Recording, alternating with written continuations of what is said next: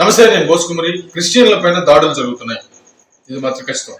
మామూలుగా జగన్మోహన్ రెడ్డి గారి హయాంలో ఏ విధంగా అయితే గుడులు అదేవిధంగా విగ్రహాల మీద ధ్వంసం జరిగిందో అట్లాగే ఇప్పుడు చర్చెస్ మీద జరుగుతుంది అనేటువంటి విధంగా సోషల్ మీడియాలో ఖచ్చితంగా ప్రచారం జరుగుతోంది. ఇది ఉండి నియోజకవర్గం ఎమ్మెల్యే త్రిపులారావు రఘురామకృష్ణరాజు గారి హయాంలో ఆ నియోజకవర్గంలో ఇప్పటికి 5ో 6ో చర్చెస్ కూల్ చేశారనేటువంటి వాదన బలంగా ఉంది. మామూలుగా అయితే హిందూ విధానానికి సంబంధించి సపోర్ట్ చేయటం, అది బాగుండాలని కోరుకోవటం, దాన్ని కాపాడుకోవాలనుకోవటం, మామూలు సనాతన ధర్మాన్ని కాపాడాలనుకోవటం తప్పు కాదు, చంద్రబాబు నాయుడు గారైనా పవన్ కళ్యాణ్ గారైనా. కానీ దానికోసం చర్చెస్కి సంబంధించి ప్రమాదం జరుగుతూ ఉంటే ఇది ఖచ్చితంగా కరెక్ట్ కాదు. అందరూ బాగుండాలి. ఇప్పుడు పవన్ కళ్యాణ్ గారికి సంబంధించి ప్రతి ఒక్కరు కూడా పవన్ కళ్యాణ్ గారికి అదేవిధంగా చంద్రబాబు నాయుడు గారికి ఎందుకు సపోర్ట్ చేస్తున్నారంటే వాళ్ళు క్రిస్టియనిజాన్ని వ్యతిరేకించట్లేదు. కానీ హిందూ విధం బాగుండాలి, క్రిస్టియనిజం నాశనం అవ్వాలని కోరుకుంటే మాత్రం కరెక్ట్ కాదు. అదేవిధంగా ముస్లిం విధానానికి సంబంధించిన కాబట్టి క్రిస్టియన్ లో దాడులు జరుగుతున్నాయని చెప్పేసి క్రిస్టియన్స్ అభిప్రాయపడుతున్నారు. ఉండి నియోజకవర్గంలో ఖచ్చితంగా 6 చర్చెస్ మీద ఇప్పటి వరకు దాడులు అంటే కూల్ చేశారనేటువంటి విధంగా రఘురామకృష్ణరాజు గారే దీన్ని వెనక్కున్నారనేటువంటి విధంగా నేను ఒక వీడియో చూపిస్తాను, చూడండి. మా ఉండి నియోజకవర్గంలో 7 ప్రార్థనా మందిరాల్ని నిర్దాక్షిణ్యంగా ఎమ్మెల్యే కూల్చేశారు.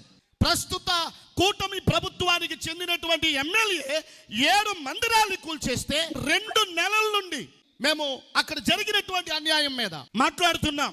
ఎన్నో రిప్రజెంటేషన్స్ ఇచ్చాం. కనీసం జరిగింది తప్పు, ఇట్లా చేసి ఉండకూడదు అనేటటువంటి మాట ప్రభుత్వం సైడ్ నుండి కానీ, ఎమ్మెల్యే సైడ్ నుండి కానీ, అధికారుల సైడ్ నుండి కానీ ఈ రోజు కూడా రాలేదు. పెద్ద ఎత్తున పోరాటం చేస్తేనే సమస్యకు పరిష్కారం లేదు.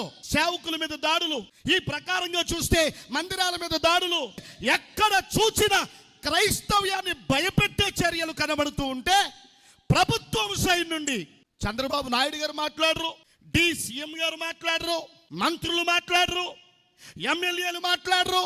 నేను అడుగుతా ఉన్నాను, క్రైస్తవులు ప్రభుత్వానికి చేసిన కీడేంటి? ఎందుకు క్రిస్టియానిటీ పట్ల ప్రభుత్వం అన్టచబిలిటీని పాటిస్తుంది?